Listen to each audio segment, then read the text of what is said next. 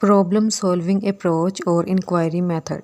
Basically ये two methods जो हैं उनको एक ही नाम दिया जाता है, लेकिन ये कि इसमें थोड़ा बहुत फ़र्क है। और वो फ़र्क किस लिहाज से है? प्रॉब्लम सॉल्विंग अप्रोच में आपका टीचर आपको एक प्रॉब्लम दे देता है। इसके बाद अगला काम आपका है कि आपने उस प्रॉब्लम को कैसे सॉल्व करना है। जबकि इंक्वायरी मेथड एक ऐसा मेथड है जिसमें बस आपको एक थीम ही दे दी जाती है स्टूडेंट को। स्टूडेंट उसके रिलेटेड जितना भी नॉलेज है उसको स्टडी करते हैं और फिर जहाँ कहीं उन्हें लगता है कि यहाँ पर कोई प्रॉब्लम है तो वो उस प्रॉब्लम को एक क्वेश्चन बनाते हैं और उसको सॉल्व करने की कोशिश करते हैं। यानी कि प्रॉब्लम सॉल्विंग अप्रोच में टीचर डायरेक्टली आपको प्रॉब्लम देगा और आपने उसको सॉल्व करना है। जबकि इंक्वायरी मेथड में टीचर आपको कोई प्रॉब्लम नहीं देता, बल्कि वो आपको एक थीम बता देता है और आप उसके रिलेटेड जो भी नॉलेज है उसको स्टडी करेंगे। और यहाँ पर आपका काम है कि आपने क्वेश्चन खुद ही बनाना है, अपने प्रॉब्लम को खुद ही जनरेट करना है और फिर उसको सॉल्व करना है। इसकी मिसाल आप लोग एमफिल में भी ले सकते हैं। जैसे कि रिसर्च होती है तो वहाँ पर ये होता है कि कुछ जो टीचर्स होते हैं जैसे कि सुपरवाइज़र है, वो स्टूडेंट को प्रॉब्लम खुद ही बता देते हैं कि ये आपका रिसर्च क्वेश्चन है और आपने इसके ऊपर ही रिसर्च करनी है। तो एक लिहाज से देखा जाए तो ये प्रॉब्लम सॉल्विंग अप्रोच है। दूसरी तरफ कुछ सुपरवाइज़र ऐसे करते हैं कि वो स्टूडेंट को कहते हैं कि आप लोग अपने इंटरेस्ट की बेस पर कोई सा भी रिसर्च प्रॉब्लम ले सकते हैं, लेकिन वो फ़लाँ किसी टॉपिक के रिलेटेड होना चाहिए। जैसे कि अगर एक टीचर जो है वो फिजियोलॉजी का है, यानी कि सुपरवाइज़र है, वो फिजियोलॉजी के ऊपर रिसर्च करवाता है। अब फिजियोलॉजी के भी जो रिसर्च एरियाज़ है वो डिफरेंट है।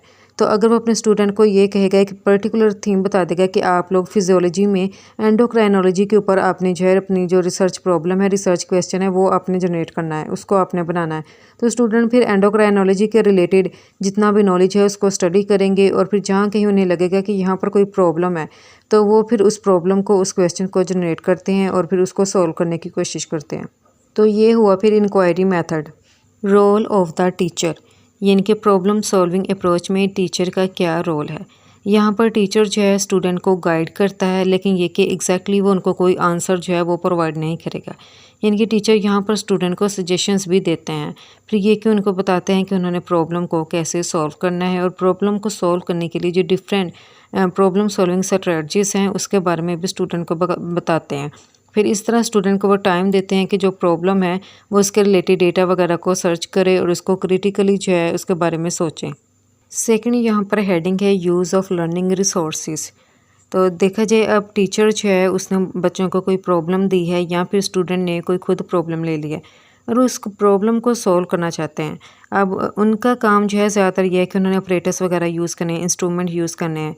तो यहाँ पर ये चाहिए कि जो भी उस यूनिवर्सिटी की जो एडमिनिस्ट्रेशन है या स्कूल की एडमिनिस्ट्रेशन है, उन्हें इस बात को मेक श्योर करना चाहिए कि उन्होंने बच्चों ने फ़लाँ टॉपिक पर रिसर्च करनी है, फ़लाँ जो है उनका रिसर्च प्रॉब्लम है, तो उन्हें कौन कौन से इंस्ट्रूमेंट की ज़रूरत है। इसलिए उन्हें चाहिए कि जितने भी उनकी लर्निंग के लिए रिसोर्सेज हैं उसको प्रोवाइड करें।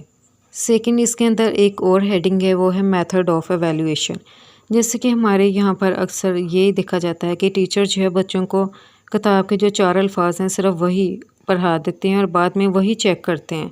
इनके एवेल्यूएशन वो क्या कैसे करते हैं, बुक के जो अल्फाज हैं उनकी जो लाइनें हैं वही चेक करते हैं कि क्या बच्चे ने वाकई यही लिखा है। इससे क्या होता है कि स्टूडेंट जो रट्टा है वो ज़्यादा लगाते हैं।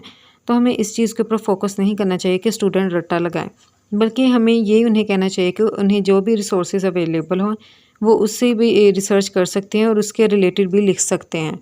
तो हमें अपने मेथड ऑफ एवेल्यूएशन को इम्प्रूव करने की ज़रूरत है।